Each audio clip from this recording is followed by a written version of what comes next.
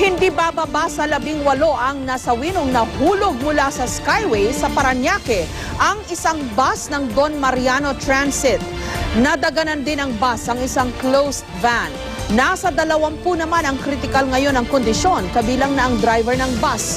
Ayon sa pamunuan ng Skyway, posibleng lumagpas sa speed limit na 80 kilometers per hour ang takbo ng bus. Madulas din daw ang daan nung nangyari ang aksidente. May report si Ian Cruz. Sa tindi ng impact, animoy papel na UP ang Don Mariano bus na ito na nahulog sa Skyway pasado alas 5 ng madaling araw kanina. Hindi bababa sa 18 sakay ng bus ang nasawi. Tinatak ng bus ang southbound lane ng Skyway patungong Alabang nang mangyari ang aksidente.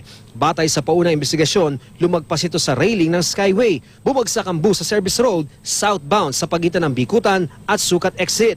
Damay sa disgrasya ang isang